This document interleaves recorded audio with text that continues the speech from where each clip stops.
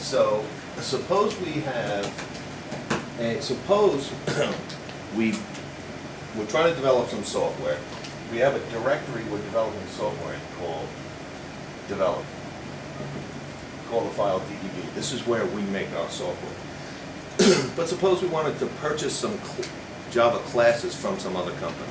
Suppose, you know, Sonny has a company. He sells us some stuff. And then let's say Patrick has a company and he sells us some stuff. Where would you put their files? Because we're trying to develop software, new software, but makes references to somebody else's software. So suppose Patrick has a company, we buy some files from him, and Sonny has some files we buy from him. Would we just throw them all in the same directory? I mean, there is no right answer to this, but if you were trying to organize this correctly, like you might come out 6 months from now with a new release, and you might send us, here's the new stuff. Then we got to go clean out all the old stuff and put in the new stuff. And if we threw it all in one big folder, it's going to be a mess, right? So what we might want to do, there's no real right answer, but we could have, you know, Sonny stuff can go here. Patrick stuff can go here. And our stuff goes here. Now these are, maybe they're anchored by some root. Like this is, what would we call the root? What? Main. Okay, yeah. Let's say something like main. Okay, so now, suppose hypothetically, the software that Sonny sold us, he defines a rectangle, some class rectangle. And Patrick defines a class called rectangle. Happen to have the same exact name. Now we decide in our code, we're going to open up a file in this directory, and we're going to create a class rectangle. No, sorry. They're already defined. We're going to use it. We're going to create an object called rectangle. Rectangle R equals new rectangle.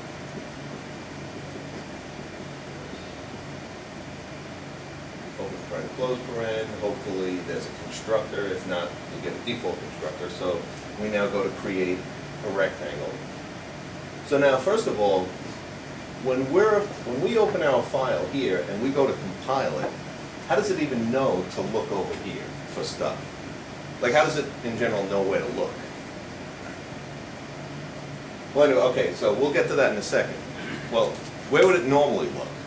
Is it not like it has a certain path, right, that it goes through? Right. Well, yeah, so when you compile it, we can actually say, we'll get to this in a second, we could say class path, and it's the path of all places we'll look for classes. So right now, if we just compiled it by saying, let's say the name of this file was a.java. It wouldn't know to look up here, but we could actually, when we compile it, we could actually say, here, let me just say it now. So we could say, if this was the name of our file, a.java, normally, how do we compile it? We would say Java C, and the file name, right? And then we just say the file name .java, compile it, and then we'd run it by saying Java and the name of the file. But now what we could do is we could add a new thing by saying class path.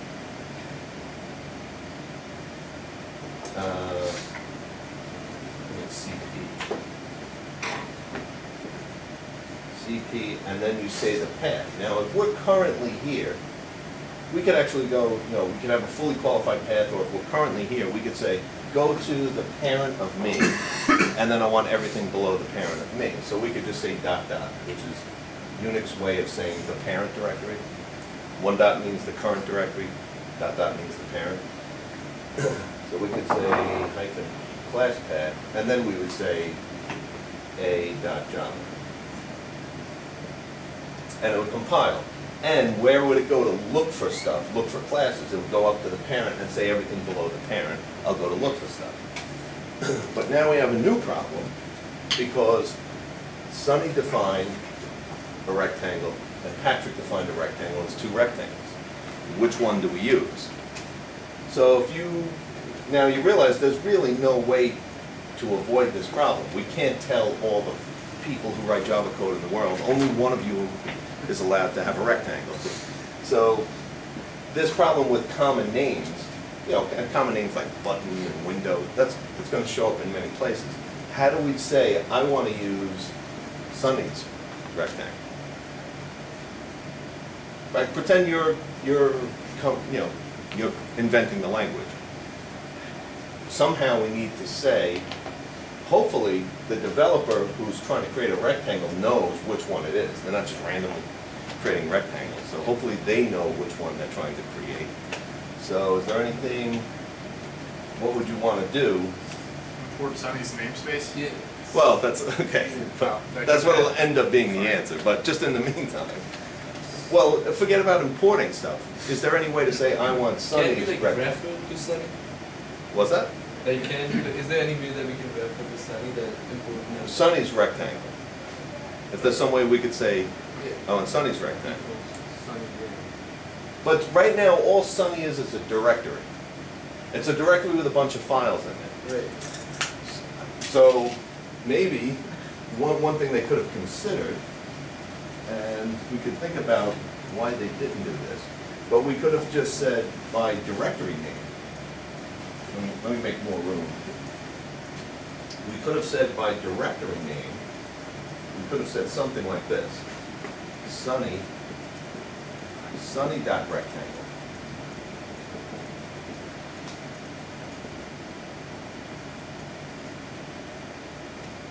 Let's call it SR equals new Sunny.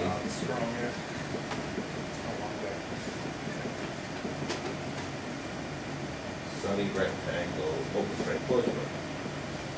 So now we're treating it like Sunny is a class, really, right? Because we're saying class dot, you can't say class dot class unless you have embedded classes. So, but anyway, this is kind of the idea, because we have two rectangles and we want to say we want this one. But would you, if you were designing the language, would you use directory names? That's probably like a folder. Yeah, a folder. Like, so in Unix it would be a directory, and in Windows I guess they're called folders, but it's the same idea. Would it be good enough to just alone say, all right, if I want to specifically pick something, I'm going to give the full path. So, if it's Windows, it'll be the folders, and Unix, it'll be the directories, but I'll give the path to where it's located. Is there anything you could think could go wrong with that?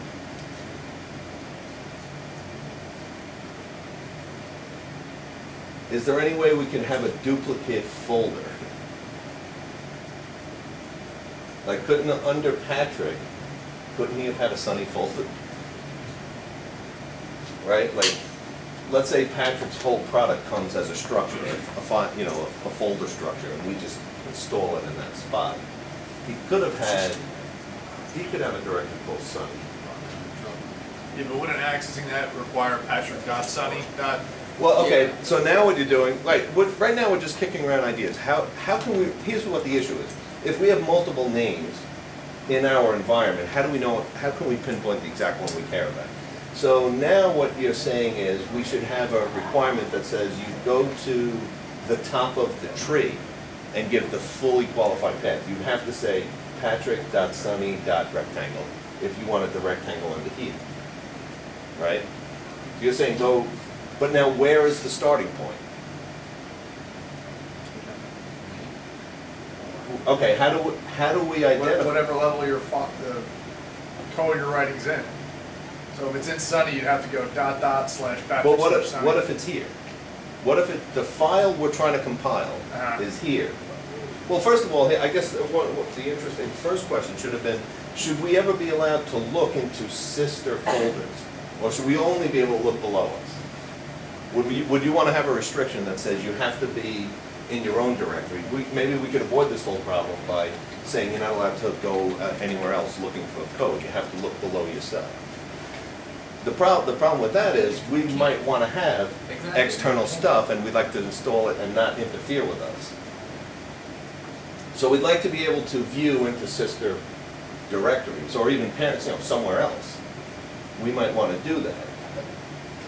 So when we compile, we said, okay, if we don't like the default of just looking in our own folder, we could go to somewhere else by using classpath. So we could say Java C classpath dot dot. I mean, in this case, go to the parent and look for everything below that, and then say a.java. This is at compile time where we define the top of the tree. But you're saying, when we write the code, we don't know who the person was, a different person may compile this and might use a different class path. So we don't know where they're going to come from. So what would we consider the top of our tree? Like you were saying, the way we could tell the difference between the Sunny rectangle and the Patrick Sunny rectangle was by always going to the top of the tree and giving the whole path. But at coding time, not compile time, at coding time, where's the starting point? So yeah, so let's throw this other, let's just make sure we understand why this may not work. Suppose we said,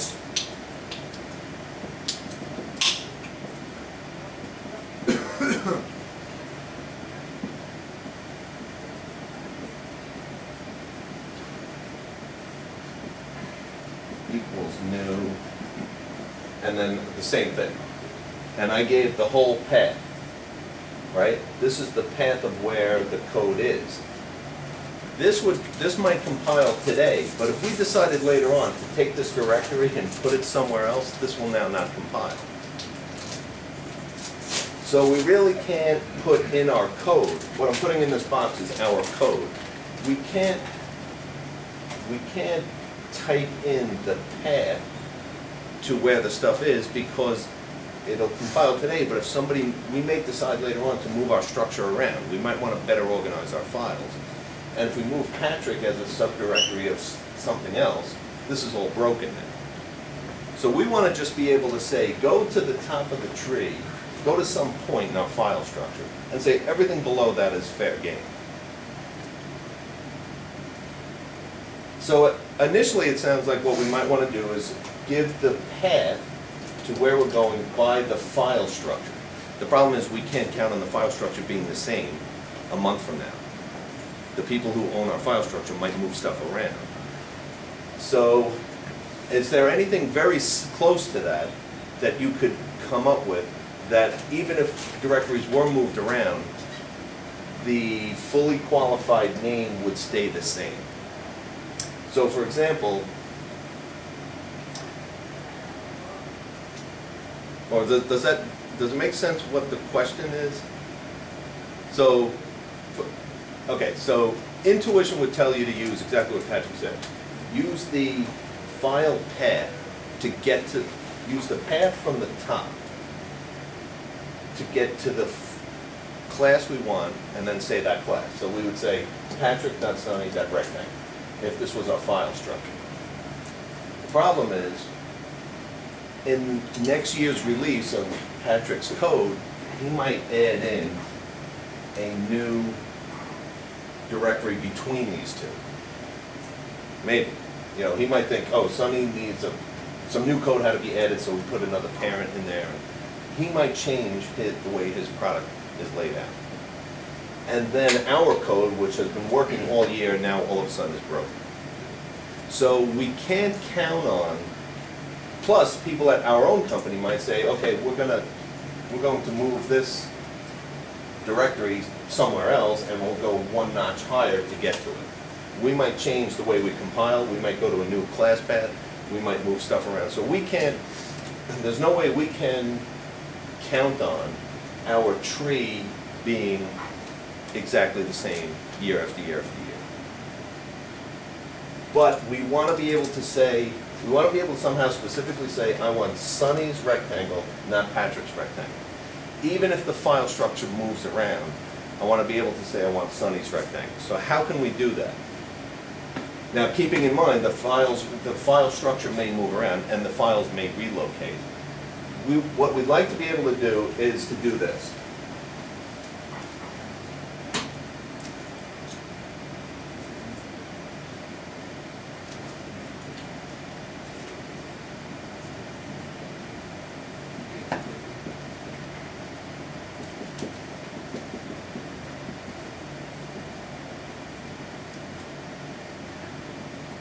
we'd like to be able to have these two clearly mean something, even if somebody later on starts moving these file structure around, this will make sense, no matter where it gets moved to.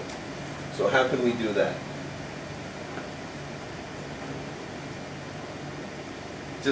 Just any ideas off the top of your head, how can you do that? How can we say, even if there's a file under this directory, if there's a file under this directory right now that defines rectangle, and later on, the Sunny company decides to make a new directory called figures and moves rectangle below it. We don't care. This still makes perfect sense, even though the file structure got moved. Sunny's rectangle still belongs to a thing called Sunny. Has nothing to do with figures. What is something we could do so that at compile time we would direct it into here and then say, look at everything below me and Sunny's rectangle is that one, no matter how much it moved around. So, so this issue that we're talking about is the name, it's what's called the namespace issue. So this is where two different classes or objects or anything have the same exact name, but we can't figure out which one you're talking about because it's been defined multiple times. So we want to be able to specifically say which one it is. So what we could do, and this is the solution the creators of Java came up with, they said, why don't we have this concept called packages? And what we'll do is we'll decide it's going to be Sunny's company's responsibility to come up with a name of a package. Let's say they decide to keep it simple, they call it the Sunny package. Now everything under their structure could go under the Sunny package. So now what we'll do is when we go to create a file, we're going to put at the top of the file, we're going to put the name of the package. So we're going to say,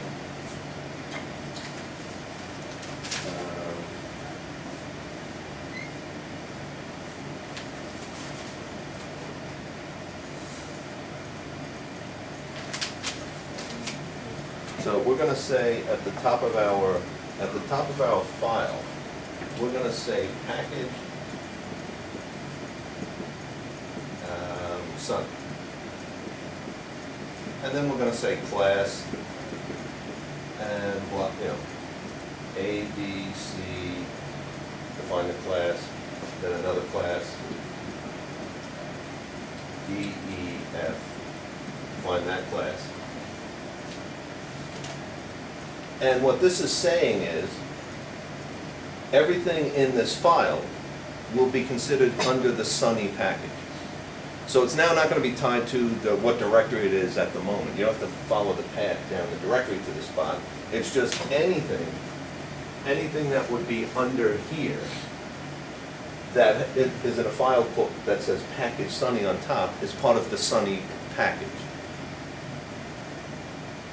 Now actually, the name of the directory has to match the name of the package, and that's kind of a good thing that they imposed, because if you, so for example, if they didn't impose that, then Sunny could have a bunch of have 3 or 4 different packages and different files belong to different packages in the same directory, and it'd be very hard to find stuff. So what they ended up doing was saying, okay, we have to somewhere have a directory or file with the name of the package, and then all the files for that package goes under that one.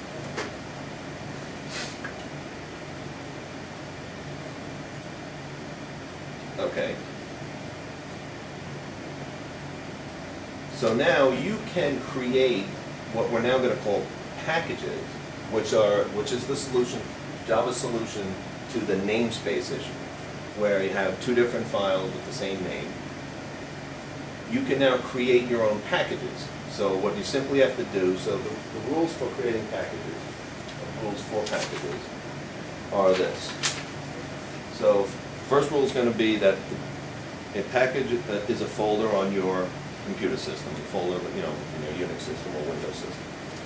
The location of the package will be defined using the class path environment variable. So when you go to compile, and you'll give a point in your tree structure to start at, and then everything below that will be searched. Okay, packages may contain one or more classes, which obviously makes sense. We're basically packaging a whole bunch of classes together.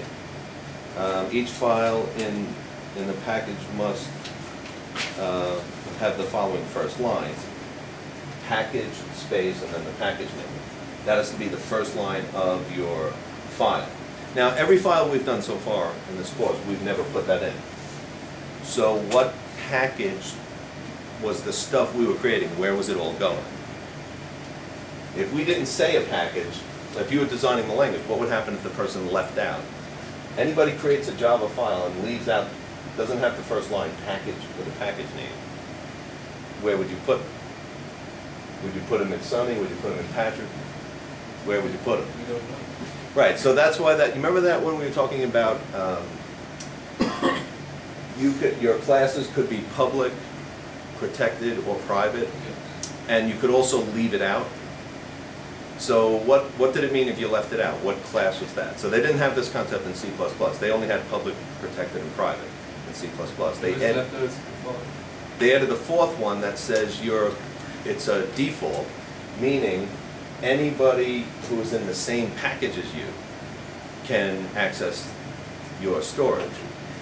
If you don't say what package you're in, you are by default in the default package. So all the files throughout your system that don't say package, they get all lumped into one package called the default package. So if you forget to leave it out, hopefully you did that on purpose, and you don't mind being lumped into that one. There's one package called default that gets created if you don't decide what to put it in. The other solution to that is they could have required everybody to say package something, otherwise give a compiler error, but I guess they just didn't want to do that. So you could leave it out and you automatically go into the default package. So everything under your file system that you are compiling with, when you say class path and then give some node on your tree, everything below that did not say what package it's from got lumped together into a package called default. Okay. So, and let's see what else.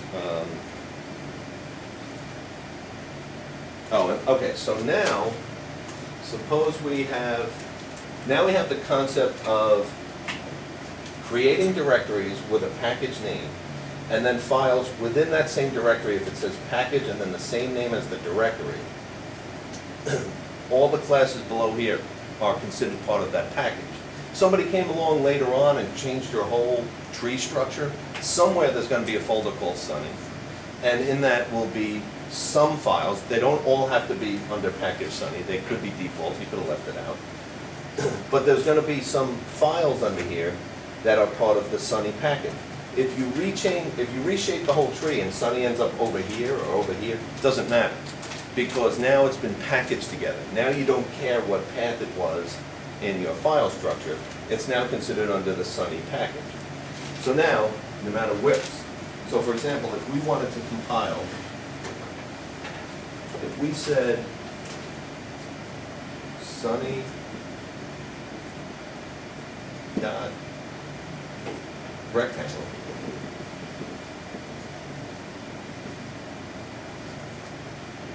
SR equals new, and then I said Sunny.rectangle, same thing.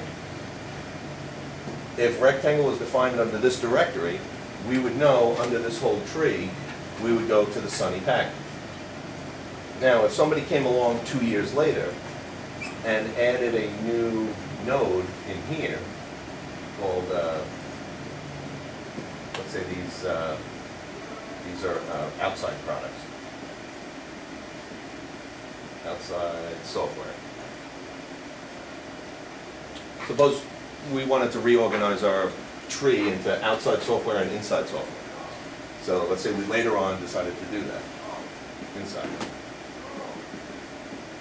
The fact that this tree structure changed doesn't matter because we're going to go from the top and we're going to look through the whole thing for files that fall under the Sunny package.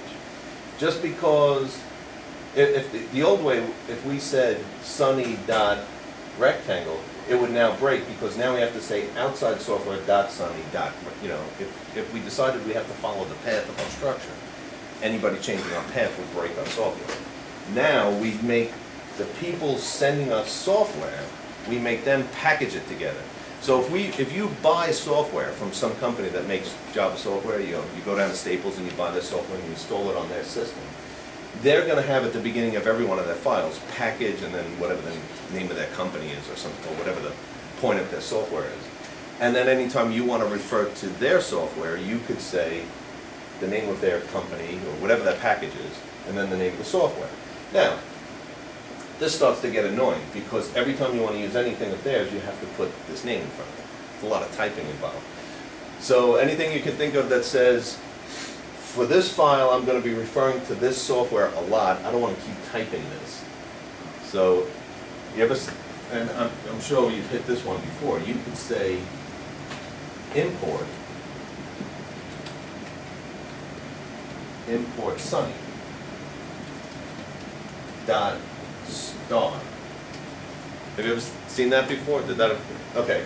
So what we're really saying is, go through the entire tree structure, look for every class that is in a file that says package Sunny on top. Anything that's declared in the Sunny package, and now if I refer to that, any reference I make, you could look into the Sunny package looking for that name. So now I could say, rectangle R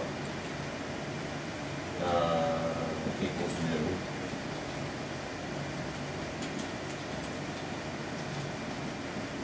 and this will work. All right, I think, were you just about to have a question, or? No, that's... Okay, now, suppose, let me erase this. We'll forget about our own personal, our own company's file structure for a second. But suppose we had this.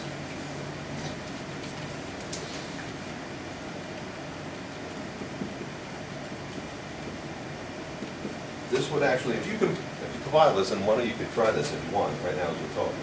You said import Java dot awt dot star and import Java dot L dot star.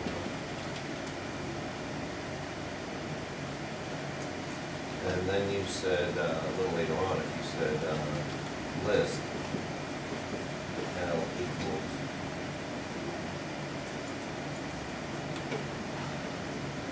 actually the list would have to have a type, but anyway, you get the idea. So we're importing, have you ever used the AWT? Okay, that stands for the Abstract Windows Toolkit. So it's a bunch of classes, some are abstract, some are not. And it's for things to pop, it's for creating a GUI. You could pop up buttons and windows and rectangles and squares and that kind of thing. And then in the util class, the Java util everything, if we're now importing these two packages, java.awt, every class in it, and Java util AWT, unfortunately, they both have a list class. So, we don't actually solve the problem by using this import. All the import does is say, I don't want to keep typing java.awt.list. It's too long to keep typing. So the thing that the import helps us with is that we don't have to keep typing the long tag. You don't have to say package dot, like system.out.println. If you could import, well, what did we say? That was one of our homework questions, right? What is system out and right? What was that again? System was a package, right? Yes. And then output was. The system is a Java class. Oh right, yeah. And it was part of a package, right? Yes. Right. So, and then out was a. It's a static method, static print string method in a system class. Out was a static method. Out, yes. Yeah, it was a static method. So there's just one for the whole class, Yeah. and then println was one of its methods. Yeah, right? it's one A static. Okay. So anyway, so it takes a long time to type. Every time you want to output something, you have to say system.out.println, open print. So it would be nice if we could shorten it. So this import statement helps us. If we know we're going to keep referring to Sunny's package a lot, let's say there's a lot of classes in there, we're going to keep referring to them. We don't want to keep typing Sunny dot, Sunny dot rectangle. You know, if we could get rid of the Sunny thing by just saying import Sunny star. And then, but now there's a problem. Sunny's got a lot of stuff in it. If that has a name conflict, if it has the same name of something else in our same environment, we're back to the original problem.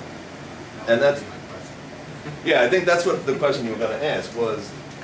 Okay, so I think the question you were going to ask before was when we had Sunny rectangle and Patrick rectangle, if we did an import Sunny star and an import Patrick star, we're right back where we started. Now rectangle, there's confusion. Which one is it? So in this particular case, maybe these are two things we want to use a lot, so we import it. So we don't have to keep saying java.awt.list, java.awt.rectangle. It's a lot of typing. But now if these things have something in common, we're going to have, again, ambiguity. The compiler won't know which list we're talking about, because the AWT and the util both have a class full list.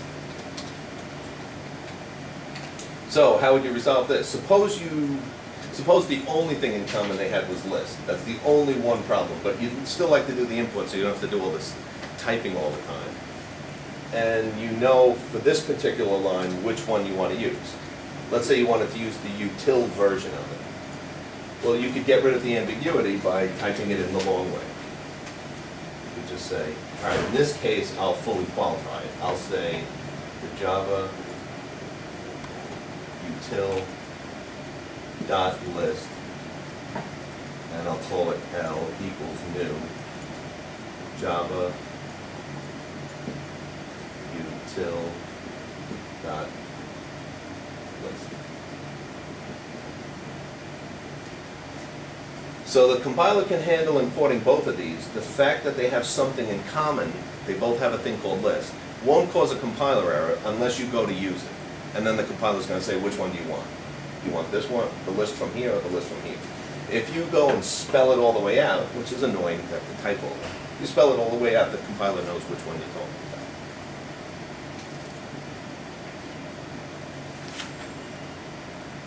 about. Okay. So now, so this kind of sounds like a good idea, right? This kind of looks like a good solution. We handled the namespace issue where two different classes have the same name, or the same thing if we start creating objects, two different objects of the same type. And in our structure where we're going to look for stuff when we're compiling, there could be some confusion about it. So what we do to keep things organized is we tell each of the, you know, for whatever reason we decided to put this stuff in one directory and this stuff in another directory, they have something in common with each other.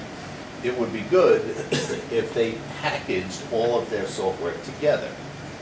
And these people packaged all of their software together. That way if we put the whole thing in the same environment and they had a common name, we could differentiate which one we're talking about. If they have no common class names, we could just import the whole thing and never have anything to worry about. It's only when they have something in common. And again, actually, I shouldn't say we would have nothing to worry about. Suppose it turns out that in January, this software package and this software package have no common names. But then in February, Patrick's company gives us a new release, and they added a new class that matches the name of something here. And we've been using it unqualified. Now all of a sudden it's going to break. It's going to go, I can't figure out which one you want. So it might be a good idea to try to use a longer qualification for something that may down the road, some other company may come up with the same class name. Just to be safe. It's annoying to have to type it all in, but it keeps it safe.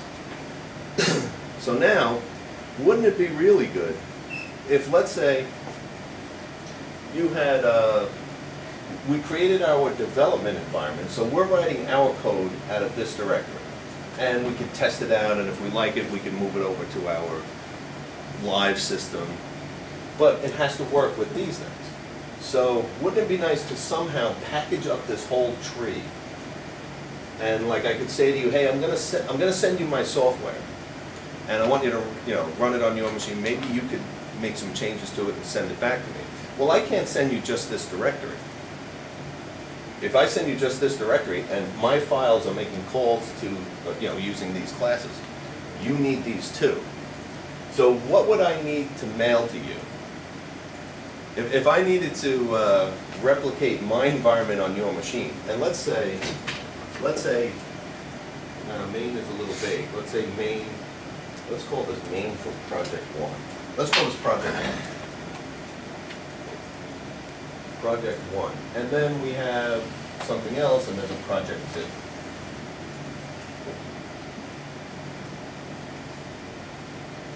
Some other project that someone else in our company is working on, right? And these all merge up to, there's some parent directory called projects. Yeah. Okay, so here's like all our projects, and there's project 1, 2, 3, and 4. So I'm at some point where I need to maybe send my environment to someone else. I don't want to give away these projects. These are like top secret stuff. I only want to give away, only want to send you like just what you need to play around with the code. What would I send you? Now, we've put this in our file system, and all I really want you to have, what I'd really like you, maybe what I could do is I could just say from this node down, somehow package it all together, maybe put it into one file, I'll send it to you. When you get it, you can open it up and it'll turn back into this tree structure. But I might also have some children of this thing that I don't want you to have. This could be some company photos, something that's really not relevant. But just with that as the framework, what would you suggest as a way, because we have to kind of maintain this structure. What we really want to maintain is our package structure. We don't care too much that the file structure stayed exactly the same, but we want every package that was available to this directory. I should be able to put this all together and save it somewhere, archive it somewhere, or maybe put it into a file that I could send to somebody. And they could then add in a new they could just compile with this big ball of information. And it'll maintain its structure. So I don't know if you're familiar with compressing data, taking files and compressing them, and taking directories and compressing them into one file.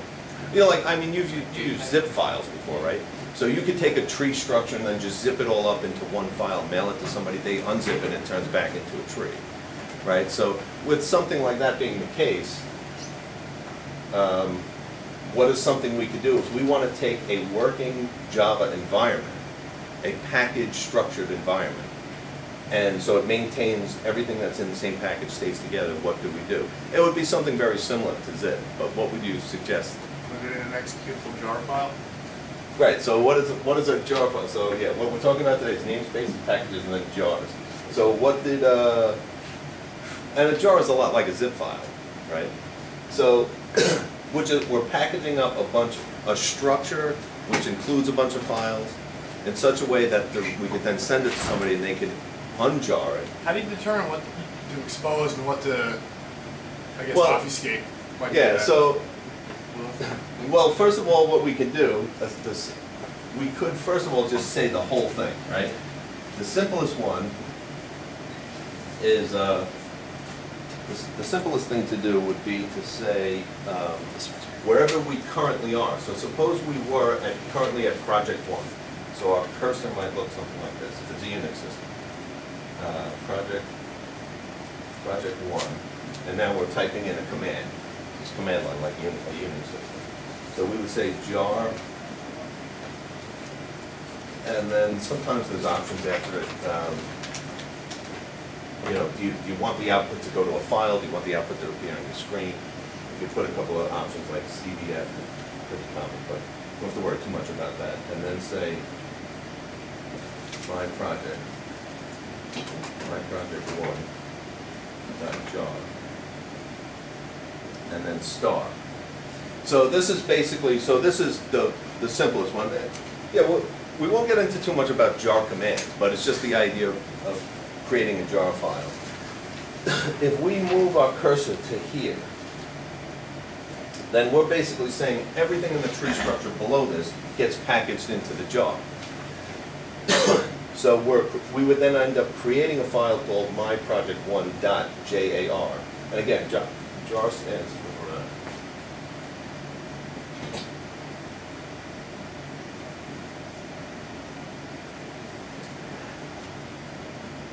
so jar stands for Java Archive. So another reason why you might want to do this is, let's say we have, we're making software and this is release 1. So we might want to make it to send to somebody so they can compile with our packages. And the other thing we might want to do is we might want to just save it as release 1. Maybe we could call it release project 1, release 1, Java. Then as another couple of months later, we're making more changes, and then we say, okay, this is release 2. And then we just archive it, like a Java release 2. And then if we ever wanted to go back to release 1, we just have this compressed file. But we could also then send this to somebody, and they would be able to compile. They could just put this jar file, they don't even have to unjar it, they could just put it in their directory, and they would have access to the classes that are in the jar file. Because Java knows how to interpret the jar files.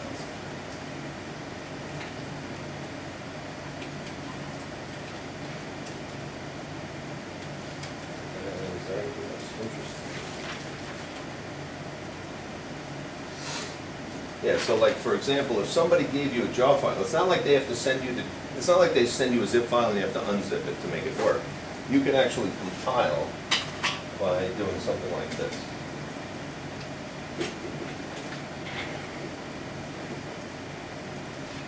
So we could say, we have a file called a.java.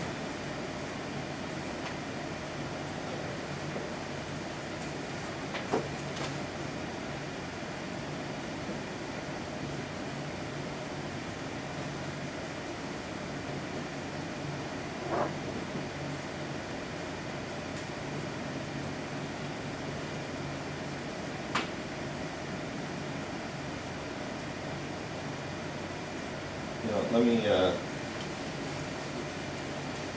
write this whole thing out. So suppose we had,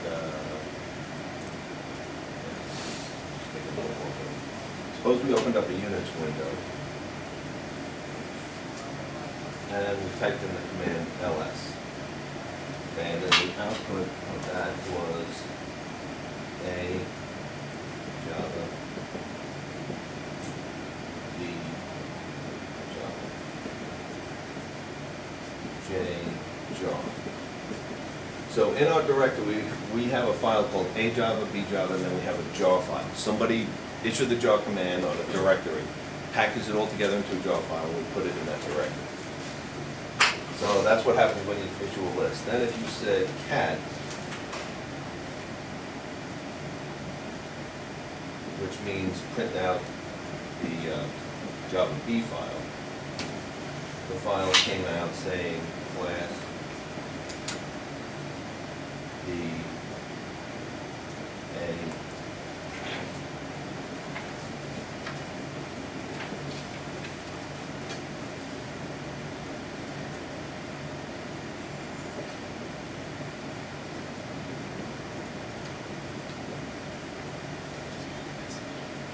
and then we said Java C minus CP.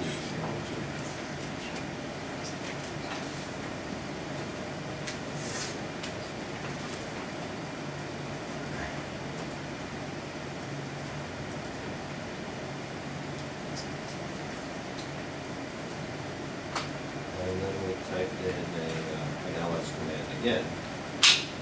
And that would be a Java B class B Java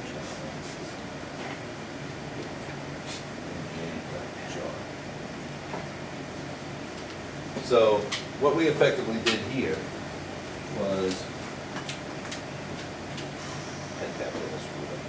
so we had a file, so what's in red is what you're typing into the Unix window, and what's in purple is what's coming out.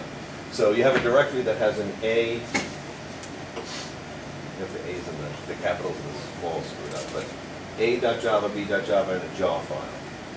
We then print out the contents of the B.java file, which says class B, blah, blah, blah, and we create an object of type A. Then we go to compile it, and we compile it, and we pass in the jar file. We say not only are we, normally you've seen Java C and then the file name, and you hit enter. Now you could give a class path, and we could have said no. Dot dot mean go up to the parent. You could also specify a jar file, so anything that is packaged together in that jar file will now be seen by this file. And then it would compile, and then if you listed it, this would, demonstrate that it compiled okay. So if there are namespaces that are in this jar file, they would be available to this compiler. So in other words, like we wouldn't have to have everything that's available in this jar file does not have to be opened up and put into a directory structure for us to see it. As long as the jar file is sitting there, the Java compiler can understand what's in there and go get whatever classes are needed.